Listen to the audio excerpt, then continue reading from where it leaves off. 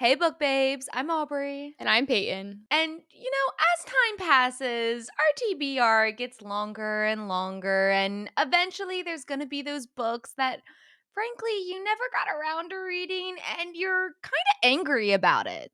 So, these are our 10 books that we are mad we haven't read yet. Yes, so just a cup of coffee as we dive between these paper sheets. Let's do this. Welcome back, everybody, to the Hardcover podcast. Hey. This is an episode that we've needed to discuss this for a long time. When you're mad at someone and you're like, I'm over it, but it's still brewing in your heart and your soul. That's what today's episode is a little bit of raging about a certain something we call our TBR. Yes. 2 episodes ago, actually, we were going through the top 88 romantasy books, and we got to A Secret Society of Irregular Witches. And I love Peyton had the most genuine reaction ever when she looked at that cover and she was like, ugh. This is one that I'm just so angry that I haven't read yet because I see this cover all the time. And it's like, yes, there are books like that. One for me would have been A Study for Drowning, and we just reviewed that last week. It's like a breath of fresh air. Yeah. But honestly, I literally made a TikTok. I was like, I put off reading that book for 2 years and then it was a 5-star read. Yeah. And it's like, what were you doing? Yeah, what other 5-star read is lurking in this TBR? Tomorrow was another one for me. I knew we were Yeah. going to read for book club, but I had that book literally for 2 years. I just stare at it. I'm like, I know I'm going to love this book, but I just I don't know the timing. We've gotten a few off, but there are still a lot more, and I'm excited to talk about them. Yes. So we have compiled a list of 10 books, 5 each, that we are just shaking with anger, with rage that we wish we would have read. And the point of today's video is to try to convince each other to actually pick up these damn books. So what's your first book? Okay, my first book that I have here is an Encyclopedia of Faeries by Emily Wilde. Oh my gosh, Or- yes. No, it's not by Emily Wilde. Emily It's Emily Wilde's- Wilde's Encyclopedia of Fairies by Heather Fargett. Fawcett, I think. You know what? Yes. Fawcett. Let us know. This book just looked so whimsical, and I wanted to read it right at the time that it came out. But things kept getting out of the way. It was just one of those where then when I missed the epitome of the hype, I kind of Over. put it aside. And then one day I was in Barnes and Noble, and this one and book 2 were there, and they were on sale. And I was like, you know what? I'm going to buy them. I'm finally going to read them. Well, it still hasn't happened, but I also think this might be our November book club book. Yes, it was almost last November's book club book. And so that's what I was voting for. Mm-hmm. And then it didn't happen. And I was like, oh, guess it's next year's problem. But honestly, besides vibes, I don't know what this book's about. So, Peyton, please tell us. Okay. I don't know this first word, but I'm going to try my best. It's giving encyclopedia. Okay. Curmudgeonly professor's journey to a small town in the far north to study fairy folklore discovers dark fae, magic, friendship, and love in the start of a heartwarming and enchanting new fantasy series. Cambridge professor Emily Wilde is good at many things. She is the foremost expert on the study of fairies. She is a genius scholar and a meticulous researcher who is writing the world's first encyclopedia of fairy lore. But Emily Wilde is not good at people. I get you, girl. She could never make small talk at a party or even get invited to one. And she prefers the company of her books, her dog, and the fairy folk. So when she arrives in the hardscrabble village of Rafsvik, obviously, Emily has no intention of befriending the gruff townsfolk, nor does she care to spend any time with any new arrival. Her dashing and insufferably handsome academic rival, ooh, Wendell Bamblebee, love it, by the way, slay, who manages to charm the townsfolk, get in the middle of Emily's research, and utterly confound and frustrate her, or turn her on. That was an add-in for me. But as Emily gets closer and closer to uncovering the secrets of the hidden ones, the most elusive of the fairies, lurking in the shadowy forest outside the town, she also finds herself on the trail of another mystery. Who is Wendell Bamblebee? And what does he really want? To find the answer, she'll have to unlock the greatest mystery of all, her own heart. We're talking rivals to lovers. We're talking mystery. We're talking fae. We're talking like Yes. actual folk. Okay. We miss the whole fae folk in these stories, but this is like genuine. Yes, coming back to it. Honestly, it's giving like if a study in drowning is the fall aesthetic, this is like the spring aesthetic. Yes. I couldn't agree more. I think this book is probably amazing. And I'm pretty sure Emily, the main character, just jumps off the page. It's so pretty. So like she is a grumpy sunshine. If this is not revealed to be our November book club book, I'm going to read it. I'm quitting. Well, I'll read it anyways before the year ends. I'm putting that on myself. All right, Peyton, what is your first book that you are mad you haven't read yet? So I discovered Emily Henry when I was living in Vienna a couple summers ago. And I read Book Lovers and I didn't love it. And I was like, why does everyone like this girl? But People Meet on Vacation and Beach Read had already come out. And so I don't have People Meet on Vacation, but this special edition of Beach Read got released, I don't know, a year and a half ago. And I was like, I have to pick it up. Like, this is when like sprayed edges were all the rage. I was like, oh my So gosh, I need it. beautiful. And also, this is just such a cool cover of this book. And they were making, it's when Emily Henry's getting all of her books made into movies or TV shows, whatnot. I'm like, okay, why I have not read this small Emily Henry book yet is beyond me. Like, it is a day's read and they're so easy to read. I do love Emily Henry now. And so, what the heck, Peyton? So, I need to read this. I have no idea what it's about. I actually just read that 2 weeks ago. No way. Mhm. Mhm. Okay, well, before you tell me what it's about, where does it rank on our scale? Honestly, I really liked it. I think it's up with Funny Story and Happy Place. Everyone loved this one. So, I mean, If Funny Story didn't just like hit for me so hard as the first 5-star romance book, I think that I would put this one at the top because this is her debut. And I just think that there is some extra magic in like someone's first novel where like they wrote it like at home when writing wasn't their full-time job and they did it because they yeah, just had such a passion. And absolutely. yeah, and I think you can just tell, and I think that January, the main character, is so, like, Emily Henry burying herself in that character. She is January. Yes, so slay. Okay, I'm gonna read what's on Goodreads, even though I did read it, just because it will be a More little more formal. succinct. Yeah. A romance writer who no longer believes in love and a literary writer stuck in a rut engage in a summer-long challenge that may just upend everything they believe about happily ever afters. Augustus Everett is an acclaimed author of literary fiction. January Andrews writes best-selling romance. When she pens a happily ever after, he kills off his entire cast. They're polar opposites. In fact, the only thing they have in common is that for the next 3 months, they're living in neighboring beach houses, broke and bogged down with writer's block. Until one hazy evening, one thing leads to another, and they strike a deal designed to force them out of their creative ruts. Augustus will spend the summer writing something happy, and January will pen the next great American novel. She'll take him on field trips worthy of any rom com montage, and he'll take her to interview surviving members of a backwoods death cult. Obviously. Everybody will finish a book, and nobody will fall in love.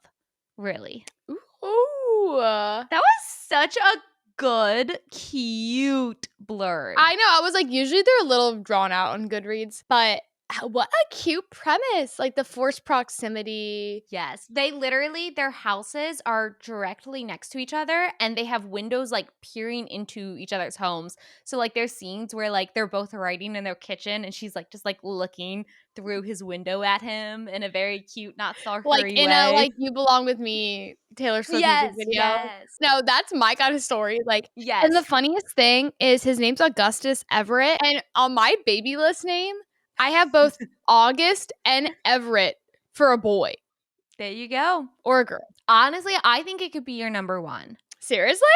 Yeah. Okay, maybe I'll read this on my road trip this weekend. Okay, we need to move on. But that's how you know this video is working, motherfuckers. Like, Yes. look, I just convinced her. I did it. feel guilty I haven't read this book yet. Like, Yeah. this is obviously how many books has Emily Henry wrote since? Like, it's crazy. Oh, okay. What do you have next for us? Okay, up next is now I'm a fantasy girl, and that's why this one hurts so bad. Is that I have not yet read the fifth season by N.K. Jemisin, and this is considered like Bible in the fantasy world. Okay, it's also like I think a little bit of a sci-fi, but they blend. This book, not only have I heard like it won like a Hugo Award. This is like top notch, but also Peyton, I don't know if you remember, like I've had everyone in my life recommend me this book. I've had like Brandon Sanderson has talked highly about it. Booktubers that I watch talk highly about it. Book talkers that I watch talk highly about it. Even to the point where, Peyton, when we took that sci-fi writing class online in college, Yeah. the professor was like, "This is the best book ever." And you haven't read it? I don't even remember. I don't even know this book. Like, this is crazy to me. And I'm sure we've talked about it before, but I'm just like, okay. Yeah. Apparently, like what she does is she invents storytelling. And I know literally nothing about what this book's about other than the fact that it is considered like a literary masterpiece. And it came out within like this century. So I'm pissed. And being a like self-proclaimed fantasy reader, I mean, like you haven't read it Yeah. yet, you're like, okay, I have guilt attached to this Yeah. one. Embarrassing. All right. Well, the fifth season by N.K. Jemisin is the first in the Broken Earth series. Yes. And it starts with, this is the way the world ends. Again. 3 terrible things happen in a single day.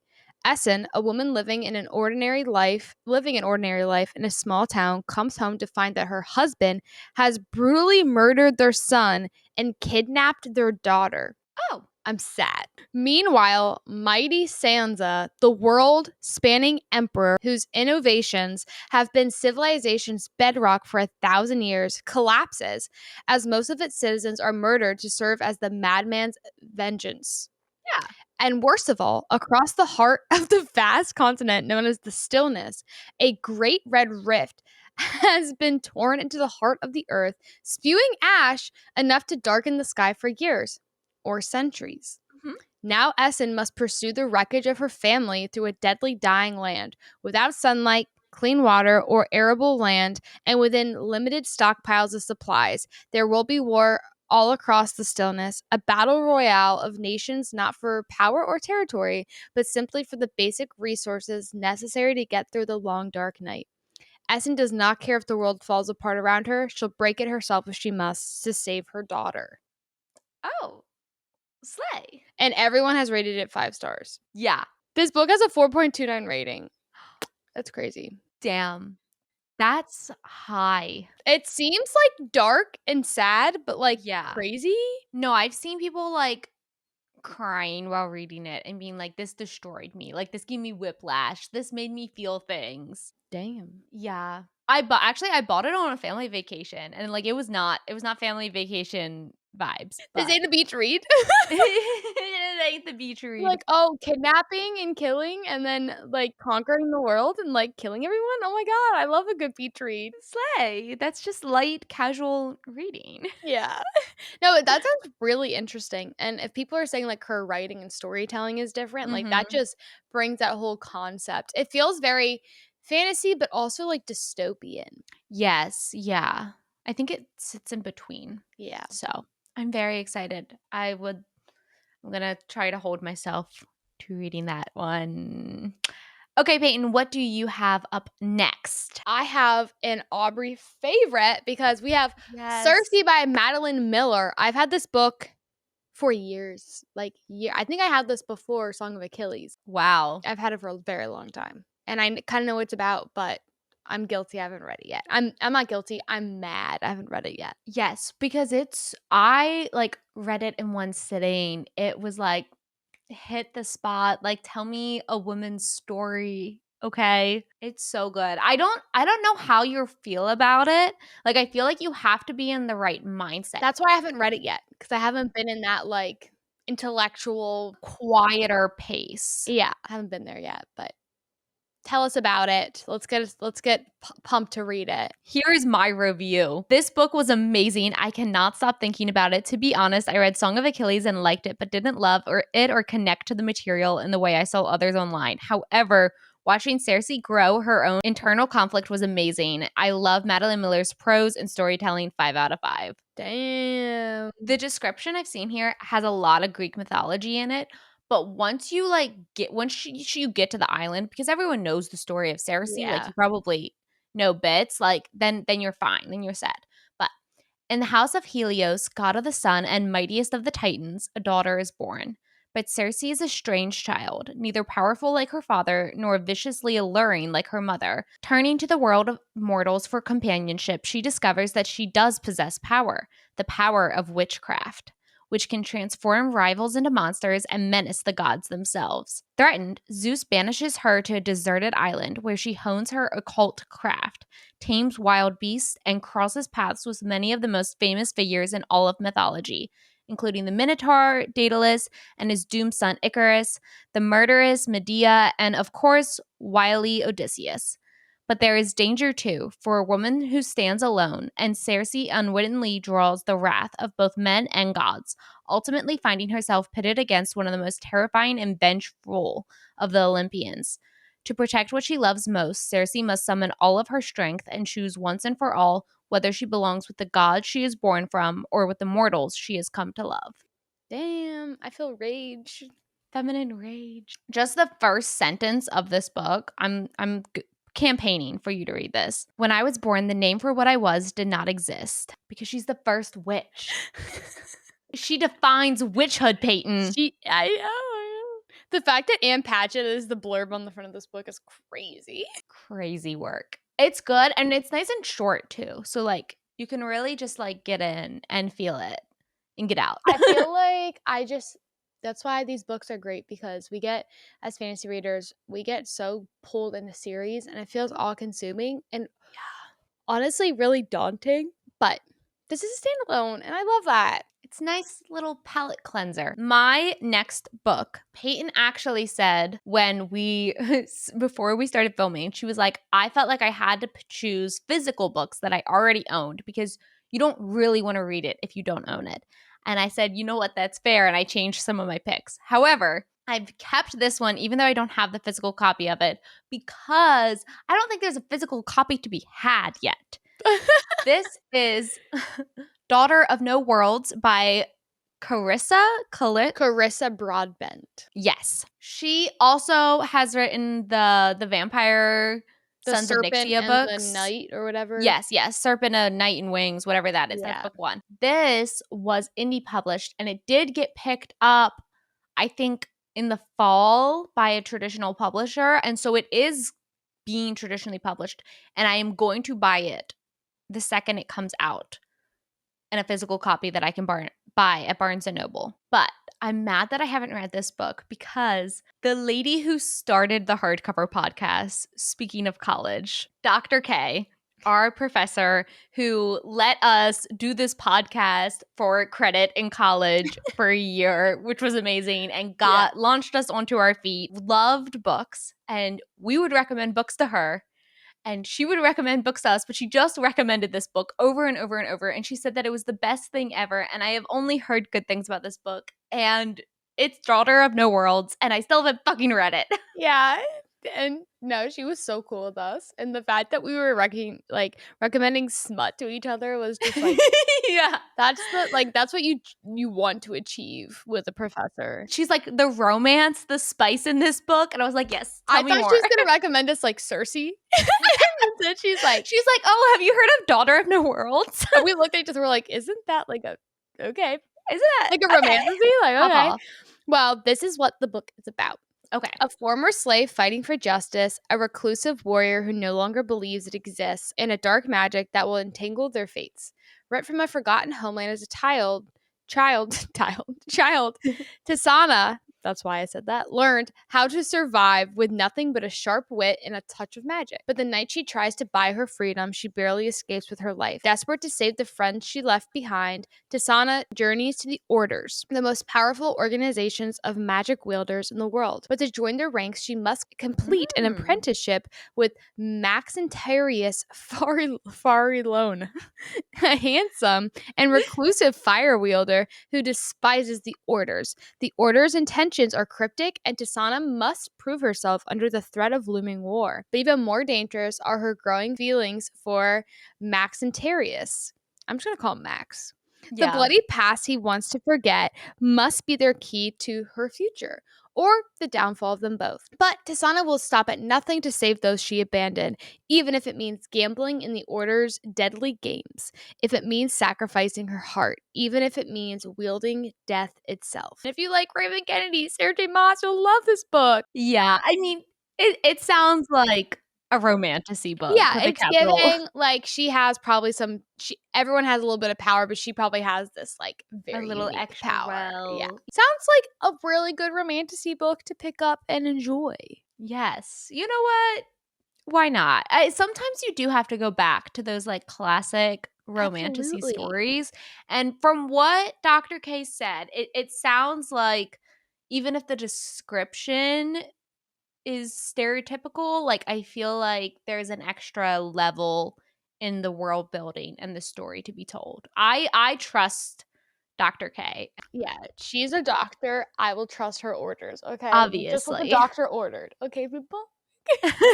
Peyton, what do you have next? The Wedding People by Allison Espach. I think that's how you say her name. Sure. This book, I thought we were gonna read in January book club, and then we So did didn't. I. And then I was gonna read it, but I was getting married in June, and I had the vibes that this book was like pretty anti-wedding. Because I don't Oh. know anything about this book. We're about to find out. But I was like, oh, maybe I'll read it for my wedding, like the wedding people. I was like, you know what? Like, it's giving like people who despise weddings because they're lonely. I don't know. Like it was giving Yeah. kind of like I don't know. I got Well, and I scared. don't think it's like a romance book. I feel like it's like a women's literary fiction romance as well. Yeah, we're gonna find out. But this has been on the TBR, and it's genuinely one I want to read. Mhm. So I want to read it this summer, and summer is ticking by.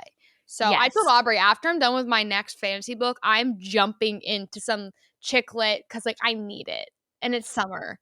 So yeah, what is this about? Because I have no idea. Okay, well, I saw one thing in the first sentence and I already am like, this is such a Peyton book. It's a beautiful day in Newport, Rhode Island. This takes place in Newport, Rhode Island? Ah, No fucking guys, that's where I got engaged. isn't that amazing? I didn't know if you knew that or No, not. I don't know anything about this book. I never even opened it to look at it. I just bought it. I like the cover. Okay, when Phoebe Stone arrives at the Grand Cornwall Inn wearing a green dress and gold heels, not a bag in sight, alone. She's immediately mistaken by everyone in the lobby for one of the wedding people, but she's actually the only guest at the Cornwall who isn't here for the big event. Phoebe is here because she's dreamed of coming for years. She hoped to shuck oysters and take sunset sails with her husband, only now she's here without him, at rock bottom and determined to have one last decadent splurge on herself. Meanwhile, the bride has accounted for every detail and every possible disaster the weekend might yield, except for, well, Phoebe and Phoebe's plan, Oh, which yeah. makes it that much more surprising when the two women can't stop confiding in each other. In turns absurdly funny and disastrously tender, Allison Espach's The Wedding People is ultimately an incredibly nuanced and resonant look at the winding paths we can take to places we never imagined and the chance encounters it sometimes takes to reroute us. Okay, so both women leave their husbands. Okay, so They're gay for each other. I was like, you know what? I was like, oh wait, maybe this book was for me. Like she goes to this wedding and finds the love of her life actually because her husband's like abusive. I don't know. Yeah. Yeah, I was like, I don't know if I No, should I read this think this book. is going to be trauma bonding. Yeah, I was like, you know what? I think I shouldn't read this. Oh my god! But now that I'm married, guys, I cannot wait to read this book. That's so And perfect. if you guys have read this, don't spoil it. But like, let me know like the vibes. It has the Today Show reboot Jenna, so like, and I trust HEA or Jenna. nah? HEA or not, just tell me. Like, it's fine. Like, yeah, I blind bought this because I really thought I was gonna win the book club thing. And I was So like, did I'll just I. get it. So Honestly, every month I have a book club pick that I'm like, this is going to be the winner. This is going to be so good. And then it never is. I don't think a book that I vote for has actually ever won. yeah, so I'll be reading this in spirit of that. But I'm really excited. I want to read this summer along with Beach Read. Yes. All right.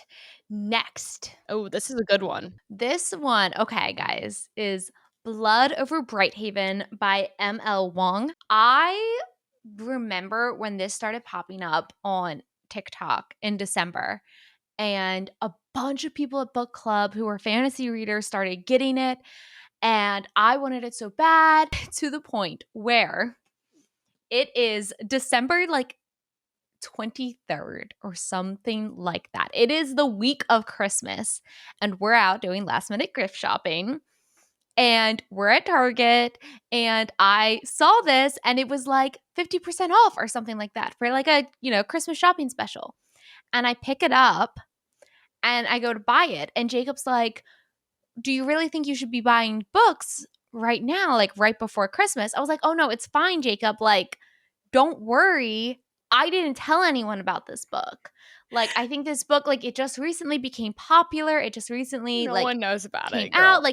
No one's going to get me this book. Do not worry." And he's like, "Well, I just think it's a little insane for you to get a book at Christmas time." He's giving me so many hints. I am ignoring every single one of them. I'm like, You're like, stop. I was like, stupid. stop being pissy. No one got me this book. I didn't tell anyone about this book. And so I checked out and I bought it. My loving husband, the way he picked Christmas books for me is he looked at my Goodreads want to read and he got them from there, Which is smart. which is smart and sweet. And you're like, But I was "Oh." like, I didn't tell anyone about this. So we own 2 copies for a bit. I mean, people text me in Aubrey's life. They're like, "What does Aubrey want to read?" And I'm like, "Look at Yeah. her want to read. I don't know what to tell you. I don't, I don't know what she wants unless she tells me, I really want to read this book." And I Mhm. heard about this book around the same time, and then the Spring Edges came out, and I was like, "Damn, there, it's so cool, and it's short." Yeah. And this is entirely a standalone. One and done, baby. Yes. And ML Wong has also, I didn't realize this, she wrote the Sword of Kaigen. You might recognize it if you saw the cover. It's blue watery. Okay. That's also a standalone. Damn. So she girl. has 2 amazing fantasy Fantasy. standalones. I've seen people crying when reading this. I actually want to vlog me reading this entire book, because I've seen people being reacting to chapter 1, reacting to chapter Oh my 6, god. reacting to the end of the book. And I'm like, what's in this? For it to be one book, it has to be action packed. So Yeah. let's see what it's about. Yes, please. Okay, Blood Over Brighthaven, which is such a cool title to begin with. I love it. Magic has made the city of Tehran an industrial utopia, but magic has a cost, and the collectors have come calling. An orphan since the age of 4, Skyona has always had more to prove than her fellow students. For 20 years, she has devoted every waking moment to the study of magic, fueled by a mad desire to achieve the impossible, be the first woman ever admitted to the High Magistracy. When she finally claws her way up the ranks to become a High Mage, however, she finds that her challenges have just begun. Her new colleagues will stop at nothing to let her know she is unwelcome, beginning with giving her janitor instead of qualified lab assistant. Oh my god. Oh. What neither Skyona nor her peers realize is that her taciturn assistant was once more than a janitor. Before he mopped floors for the mages, Thomil was a nomadic hunter from beyond Tyrion's magic barrier. 10 years have passed since he survived the perilous crossing that killed his family, but working for a high mage, he sees the opportunity to finally understand the forces that decimated his tribe, drove him from his homeland, and kept the Tyranish in power. Through their fractious relationship, mage and outsider uncover an ancient secret that could change the course of magic forever, if it doesn't get them killed first. Skyona has defined her life by the pursuit of truth, by how much is one truth worth, with the fate of civilization in balance. A standalone dark academia brimming with mystery, tragedy, and damning echoes of the past. Oh, and content warnings for gore, essaying, and suicidal ideation, just so people know. Yeah, that makes sense. So, dark academia, 2 people who are on the low end, uncovering. It's always the janitor that uncovers the secret. That sounds pretty cool. That kind of slaps. Pretty excited. And the fact that it's one book, that's what's intriguing to me. So good. And it's not 800 pages long. No. And so, you know what I mean? It doesn't look Well, and the that long. font's not even tiny. Like, this is 400 pages. Yeah, I'm like, what are we talking? 400 pages? Yeah. 400 pages for a killer fantasy story, one and done. Sign me up. Why have I not read? Actually, I didn't realize it was only 400 pages. I should have read it this month. I told myself I wasn't going to read books over 400 pages this month, so I assumed I couldn't read this, but it's 415, baby. Yeah. Damn. Alrighty. Yes. What do you have next? We have talked about this one a lot recently because Aubrey just recently read it, but Aubrey also Yes. bought this for me. The whole series. We have Caraval by Stephanie Garber. This is a fantasy book that actually is becoming very popular with young fantasy readers lately. I've seen a lot of Yeah. younger girls picking this up and absolutely falling in love with it. And I love it. Like, everyone needs that book that gets them into reading. And this series has been that book for a lot of kids today. Well, I guess I should say teens, like teens today. Literally, yesterday I was at Barnes and Noble and I'm in the YA section and I see a girl and she's with her dad and they're looking in the bookshelf. He's like, what's it called again? And she's like, Caraval. And she's like, but I can't find it anywhere. And I was like, it had like a whole table. I was like, it's right there. And she's like, oh, thank you. And then she like picked it up. She looked at her dad. She's like, can we get it? And I was like, Aw.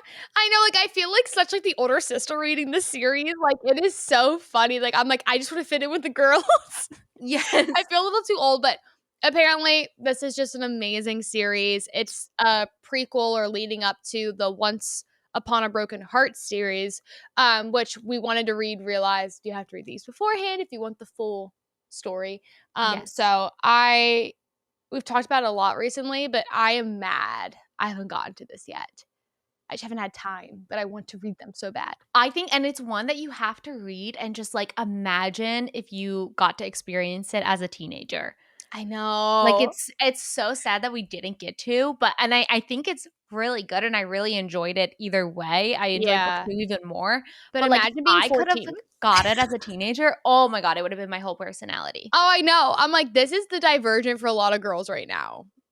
So Oh, also apparently it's Caravel, which is so fucking stupid because it's set in a Spain-like setting, and maybe I'm just a fucking idiot, and so if someone can explain this to me. Caraval, it's Spanish? Is A-E in Spanish? Because if it was Caraval, Yeah, I don't know. whatever. At least people aren't saying carnival. That's what I called it Yeah. for a while. I was like, there's not an N. The carnival book.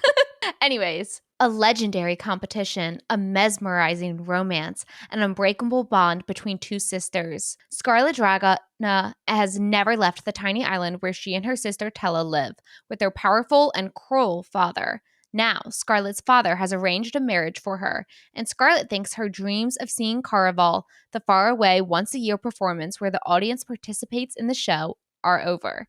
But this year, Scarlet's long dreamt of invitation finally arrives. With the help of a mysterious sailor, Tella whisks Scarlet away to the show. Only as soon as they arrive, Tella is kidnapped by the Caraval's mastermind organizer, Legend. It turns out this season's Caraval revolves around Tella, and whoever finds her first is the winner. Scarlet has been told that everything that happens during Caraval is only an elaborate performance. Nevertheless, she becomes enmeshed. Okay, pop off. Nevertheless, she becomes enmeshed in the game of love, heartbreak, and magic. And whether Caraval is real or not, Scarlet must find Tella before the 5 nights of the game are over, or a dangerous domino effect of consequences will be set off, and her beloved sister will disappear forever. Welcome, welcome to Caraval. Beware of getting swept too far away. Damn.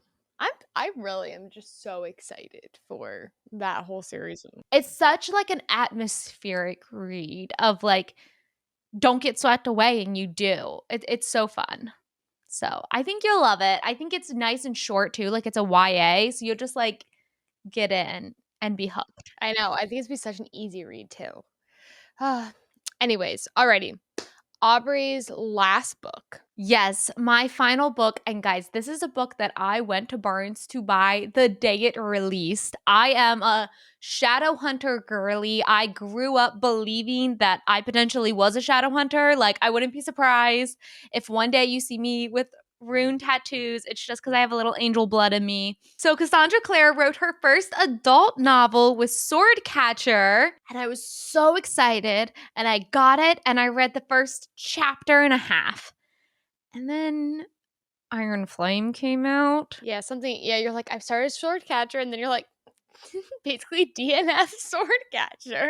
You're like, I'll come back to it. And I never have. And I feel so terrible. Like, I had to read Iron Flame for spoiler reasons, for the podcast reasons, for personal reasons. Like you know what I mean? Yeah, you gotta go with pop the trend. You have to, especially in the world we're in. It's our occupation. However, I'm so sad that I never read this. And then this spring, Ragpicker King, the finishing, it's a duology, came out. And they released fan art by Frostbite Studios, who does all of the Cruel Prince fan art. They released it for this book. And I looked at the fan art and I was like, that's so hot. That looks so that is what like tipped me over the edge of I need to read this. And Taylor, Yeah. one of our friends from book club, said that this book was fine, but Ragpicker King was like to die for. And so I'm just like, I need to do it, but look how fat. Yeah, it's a really big book. I've seen it in Target recently, and I was like, damn, that's a big book. And the That's a chapters big are book. long. Yeah. So Yeah, you read one chapter. but it is blurbed by George R. R. Martin. That's impressive. Everything I look for in a fantasy. Yeah, so if you would like to read this book along with Aubrey, I'm going to let you know what it's about. Swordcatcher by Cassandra Clare takes place in the vibrant city-state of Castellane. The richest of nobles and the most debauched of criminals have one thing in common: the constraint search for wealth, power, and the next hedonistic thrill.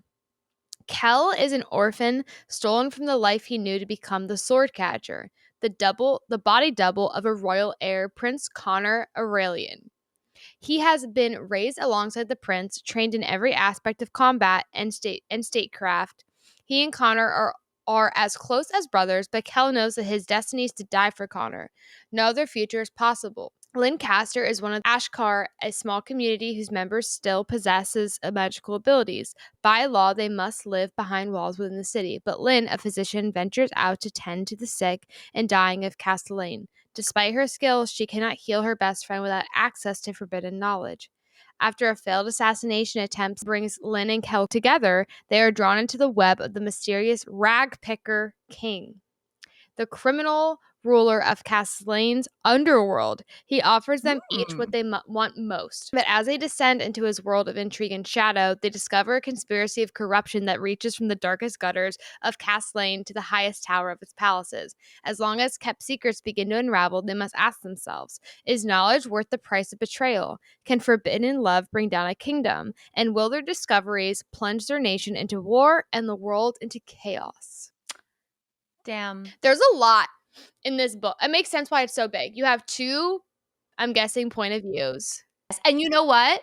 I read to the point where I met both of the point of view characters. I did not get to the point where they met each other.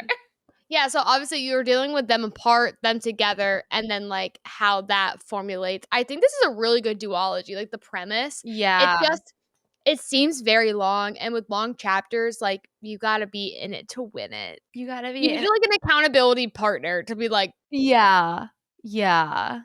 And I also heard that there isn't a lot of romance in this one. Like, this one is very much setting up the world, and then the next one is like popping off and kissing. yeah. So, but I'm going to do it. I'm going to read it. And Yeah. you know what? Taylor asks me like almost every week. She's like, "What did you read, Ragpicker King yet?" I was like, "Girl, I haven't even started Swordcatcher." Yeah, like I was like, "I do not read at the speed you read at. I wish I did." I wish my reading goal would be way more attainable. All right, Peyton, what is your final pick? Well, Aubrey is gonna be so excited. Yes, I know. I see it My on books here. are falling all around. Okay, The Poppy War by R.F. Kuang. I just got its sister, the collector's edition. I am obsessed with this cover. This is probably one of the prettiest covers in my collection. I love We've it. talked about this book a lot recently since Aubrey picked it up and fell in love with it. I mean, when this book came out years ago and it was the book on Book Talk, I was like, oh yeah, I'll definitely read that. But it was really gory, whatever, which I didn't mind. But it was definitely a book we weren't going to read for the podcast because it wasn't Aubrey's type of book. Yeah. But then Aubrey read it, which was so surprising. I think she just loved R.F. Kuang, was like, I have to continue. And so I'm happy she did because now it's going to force me to be like, oh yeah, I can read this book now so we can talk about it. So hopefully eventually this year we'll have a book review for the Poppy Yes. War. And then it's the second book in the duology. The Trilogy. duology? There's the Dragon Republic and then the Burning God. Oh, it's a trilogy. You're right. Yes. Mhm. I'm waiting for the collector's edition of that one to be made before I buy it. Yeah, I know. It will probably come out next year, but they are all on Kindle Unlimited. So, Slay. that's how I read it. Though I don't know if it's in here or not, but yeah, like Peyton said, trigger warning for like body mutilation. Like you'll get to the chapter and you'll be like, "Oh, yep, it's here." And so if you got to skim a little bit, I don't blame you. It made me physically vomit. But anyways, the story an epic historical military fantasy inspired by the bloody history of China's 20th century and filled with treachery and magic. When Rin aced the Kiju, the empire wide test to find the most talented youth to learn at the academies, it was a shock to everyone. To the test officials who couldn't believe a war orphan from the Rooster Providence could pass without cheating, to Rin's guardians who believed they'd finally be able to marry her off and further their criminal enterprise, and to Rin herself, who realized she was finally free of the servitude and despair that had made up most of her daily existence.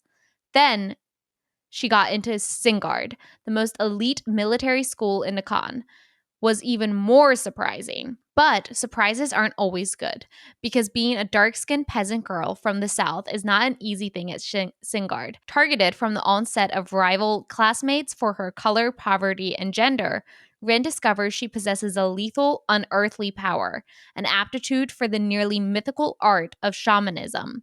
Exploring the depths of her gift with the help of a seemingly insane teacher and psychoactive substances, Rin learns that gods long thought dead are very much alive, and that mastering control over these powers could mean more than just surviving school. For while the Nakara Empire is at peace, the Federation of Mugan still lurks across a narrow sea.